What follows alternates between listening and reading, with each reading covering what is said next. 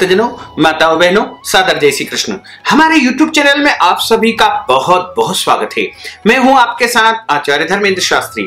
आज हम आपको अधिक मास में जो एकादशी आती है उसके विषय में बताने जा रहे हैं। इस बार अश्विन माह के शुक्ल पक्ष की, जिसे अधिक मास की एकादशी कहा जाता है। वैसे तो पूरे वर्ष में 24 एकादशी आती है, लेकिन जिस साल अधिक मास आएगा उस बार 2 एकादशी अधिक आएगी, जिसे अधिक मास की पुरुषोत्तमी एकादशी कहा जाता है। इस बार अश्विन माह के शुक्ल पक्ष की जो अधिक मास की पहली एकादशी होगी वो 27 सितंबर 2020 रविवार के दिन अधिक मास की एकादशी होगी। इस एकादशी का नाम पद्मिनी एकादशी, कमला एकादशी तथा पुरुषोत्तमी एकादशी रहेगा। और इस एकादशी का व्रत करने से संपूर्ण एकादशियों का फल प्राप्त हो जाता है तथा मनुष्य के जीवन की समस्त मनोकामनाएं पूर्ण हो जाती है। तो आप यदि एकादशी का व्रत करते हैं और नहीं भी करते हैं तो भी आपको अधिक मास की एकादशी अनिवार्य रूप से करना चाहिए, क्योंकि इस एकादशी का व्रत करने से आपके जन्म जन्मांतर के पाप दोष नष्ट हो जाएंगे तथा आपको संपूर्ण एकादशियों का पूरा फल प्राप्त हो पाएगा। और यह एकादशी बड़ी ही अद्भुत और विलक्षण एकादशी मानी गई है, क्योंकि भगवान नारायण की जो पत्नी है, जिनका नाम कमला है, लक्ष्मी है, साक्षात लक्ष्मी का रूप यह एकादशी होती है। इसलिए इस एकादशी का महत्व सब एकादशियों से बढ़कर है। इस एकादशी के बारे में ऐसा कहा गया है कि इससे हजारों अश्वमेध यज्ञ का फल प्राप्त होता है। सभी तीर्थों में जाकर के तीर्थ यात्रा करने का जो फल प्राप्त होता है वही पद्मिनी एकादशी के पुण्य प्रताप से आपको प्राप्त होगा। साथ ही जितने प्रकार के दान पुण्य होते हैं उन सभी दान पुण्यों का फल भी इस एकादशी से आपको प्राप्त हो पाएगा। यानी समस्त प्रकार के पुण्य कर्म, जितने भी व्रत होते हैं, सबका पुण्य इस एकादशी के व्रत करने से आपको प्राप्त हो जाएगा। तो 27 सितंबर रविवार के दिन आपको एकादशी का व्रत करना है। एकादशी तिथि का जो प्रारंभ होगा 26 सितंबर 2020 शनिवार को शाम को 7 बजे से एकादशी तिथि प्रारंभ हो जाएगी, जो कि 27 सितंबर 2020 रविवार के दिन शाम को 7:46 तक एकादशी तिथि रहेगी। और उदयकालीन एकादशी के अनुसार आपको 27 सितंबर रविवार के दिन ही एकादशी का व्रत करना है। और इस एकादशी का जो पारणा होगा, यानी व्रत खोलने का जो सर्वोत्तम समय होगा, वो 28 सितंबर 2020 सोमवार के दिन सुबह 6:32 से लेकर के प्रातः 9:32 के बीच में आपको व्रत का पारणा करना चाहिए। व्रत का पारणा भी सही समय पर करना चाहिए ताकि व्रत का संपूर्ण फल आपको प्राप्त हो सके। तो यदि आप एकादशी व्रत प्रारंभ करने जा रहे हैं तो आपको इस एकादशी के नियम दशमी तिथि से ही प्रारंभ करना चाहिए।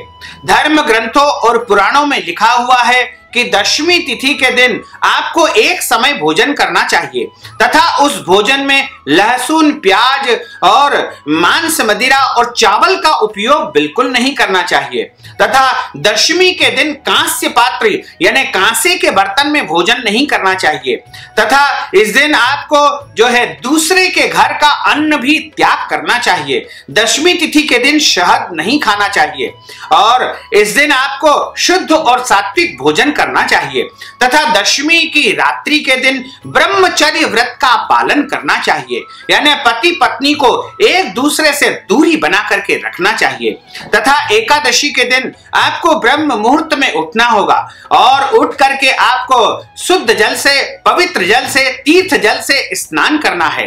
ब्रह्म मुहूर्त में स्नान करने के बाद अपने घर के देवी देवताओं का पूजन करें तथा भगवान सूर्य नारायण को अर्घ्य देवे, यानी उनको जल चढ़ाना चाहिए तथा तुलसी जी का पूजन करना चाहिए।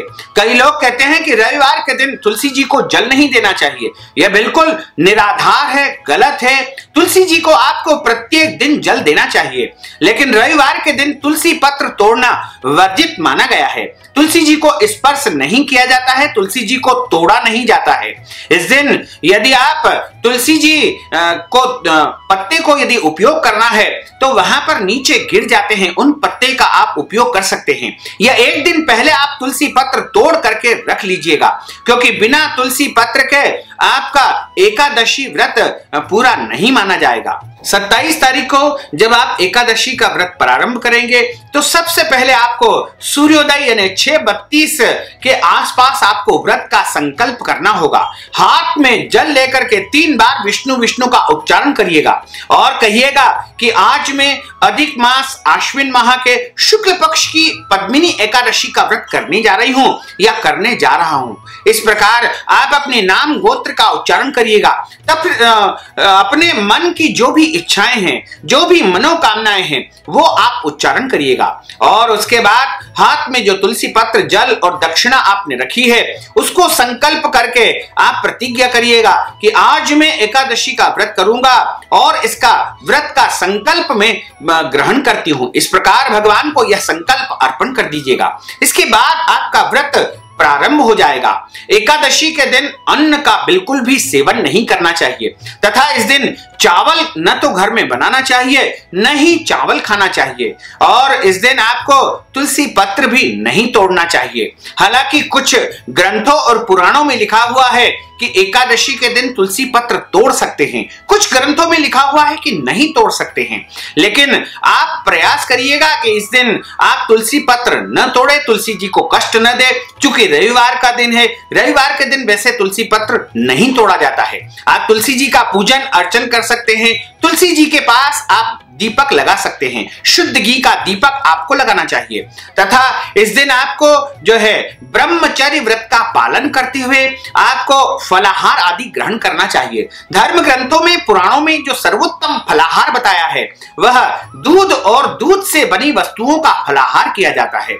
इसमें गाय के दूध का सर्वोत्तम उपयोग किया जाता है तथा फल और फल से निर्मित अन्य वस्तुओं का उपयोग किया जाता है। इसके अलावा इसमें नमक भी आप उपयोग कर सकते हैं। फलाहारी सेंधा नमक जो होता है उसका उपयोग इस दिन करना चाहिए तथा अन्य जो शुद्ध और सात्विक फलाहार होता है उसका भी आप उपयोग कर सकते हैं। लेकिन ध्यान रखें, आप फलाहार आदि भगवान का पूजन, राधा कृष्ण और शिव पार्वती का इस दिन आपको पूजन करना है।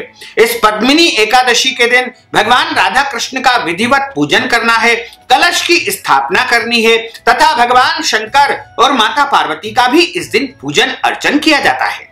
पूरे दिन व्रत रखा जाता है और रात्रि के समय जागरण किया जाता है। अन्न आपको सेवन नहीं करना है। वैसे तो इसमें फलाहार आपको नमक वाला एक समय सेवन करना चाहिए। यदि आप किसी बीमारी से ग्रसित है तो आप 2 समय फलाहार करके भी इस व्रत का पालन कर सकते हैं। इसमें कोई दोष नहीं है, क्योंकि कहा गया है कि आपत्ति काले मर्यादा नास्ति। इसी प्रकार जो माताएं बहनें भक्तजन दवाई लेते हैं, जिनको कोई बीमारी है वो अपनी दवाई ले सकते हैं। दवाई खाने में किसी भी प्रकार का कोई दोष नहीं होता है। इसके अतिरिक्त उनको भगवान का भजन करते हुए, भगवान का स्मरण करते हुए एकादशी व्रत के नियम का पालन करना चाहिए। एकादशी के दिन किसी को भी दाढ़ी कटिंग या अपने शरीर के अंगों के कोई भी बाल नहीं कटवाना चाहिए। एकादशी के दिन झूठ नहीं बोलना चाहिए। एकादशी के दिन गुस्सा नहीं करना चाहिए। एकादशी के दिन लड़ाई झगड़ा क्रोध नहीं करना चाहिए। एकादशी के दिन घर के बड़े बुजुर्ग, साधु संत, ब्राह्मण जनों का अपमान नहीं करना चाहिए तथा घर के जो भी वरिष्ठ जन जैसे माता पिता, सास ससुर, उनकी सेवा करना चाहिए। उनका दिल किसी भी स्थिति में नहीं दुखाना चाहिए तथा साधु संत, ब्राह्मणों और बौद्ध भिक्षुओं या अन्य पूज्य पुरुषों का इस दिन अपमान नहीं करना चाहिए तथा एकादशी के दिन भगवान की और शास्त्रों की निंदा बिल्कुल नहीं करना चाहिए। और एकादशी के दिन पेड़ पौधों को नहीं काटना चाहिए और एकादशी के दिन गौ माता को आपको पीड़ित नहीं करना चाहिए और यदि संभव हो तो गौ माता को घास खिलाना चाहिए, गौ माता की सेवा करना चाहिए। इस दिन गरीबों को दान पुण्य करना चाहिए। साधु संतों को, ब्राह्मणों को भी इस दिन दान पुण्य किया जाता है और बिना कथा श्रवण किए एकादशी का फल प्राप्त नहीं हो पाता है। इसलिए आप एकादशी का संपूर्ण संपूर्ण फल यदि प्राप्त करना चाहते हैं तो आपको एकादशी की कथा भी सुनना चाहिए। कथा हमेशा ब्राह्मण के मुखारविंद से ही सुनना चाहिए, क्योंकि ब्रह्म वाक्य जनार्दन अर्थात ब्राह्मण के मुख से जनार्दन स्वयं विष्णु भगवान बोलते हैं। इसलिए आप यदि कथा श्रवण करना चाहते हैं तो ब्राह्मण के मुख से सुनना चाहिए और कथा सुनने के बाद अपनी श्रद्धा भक्ति तथा हैसियत के अनुसार ब्राह्मण को कुछ न कुछ द्रव्य दक्षिणा स्वरूप धन राशि अवश्य प्रदान करना चाहिए।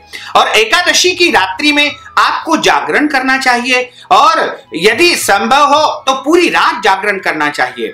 लेकिन यदि पूरी रात जागरण करना संभव नहीं है तो 1 पहर, 2 पहर, 3 पहर और 4 पहर आप जागरण कर सकते हैं।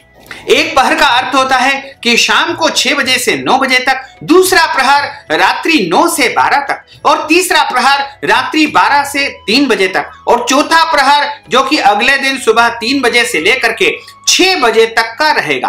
और इस दौरान आपको भगवान का भजन कीर्तन और उनका स्मरण तथा मनन करना चाहिए और भगवान का पूजन भी आप कर सकते हैं। तथा अगले दिन एकादशी व्रत का पारणा करना होगा। एकादशी व्रत का जब आपको पारणा करना है तो आपको ब्रह्म मुहूर्त में उठ करके शुद्ध जल से स्नान करना है तथा अपने नित्य का पूजन अर्चन करके सूर्य भगवान को जल देना है और उसके बाद एक आसन पर बैठ करके पूर्व दिशा में मुंह करके या अपने भगवान की तरफ मुंह करके आपको हाथ में जल और तुलसी पत्र लेकर के एकादशी व्रत के पारने का यानी व्रत खोलने का आपको संकल्प करना है। संकल्प के समय आप आटा सीधा, दाल चावल जो भी भोजन बनाने की वस्तु है वह दान करना चाहिए। यदि ये सब संभव नहीं हो पाए तो आप ब्राह्मण को इसके निमित्त धन राशि भी प्रदान कर सकते हैं, क्योंकि इस दिन ब्राह्मण को अन्न दान करके ही व्रत का पारणा करना चाहिए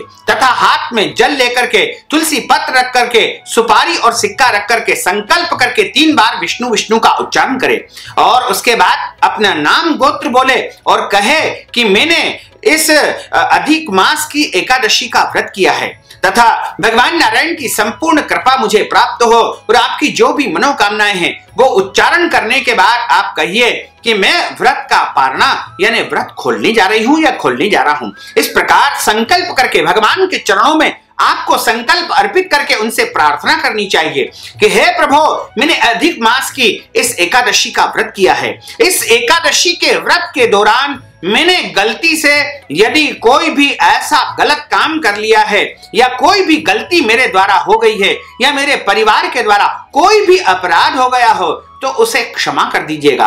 क्षम्यताम क्षम्यताम क्षम्यताम 3 बार आप इस प्रकार क्षम्यताम बोलेंगे तो निश्चय ही प्रभु आपकी गलतियों को क्षमा कर देंगे तथा आप बोलिएगा कि ओम विष्णवे नमः, ओम विष्णवे नमः, ओम विष्णवे नमः। विष्णु स्मरणात् सर्व कार्य परिपूर्णो अस्तु परिपूर्णः।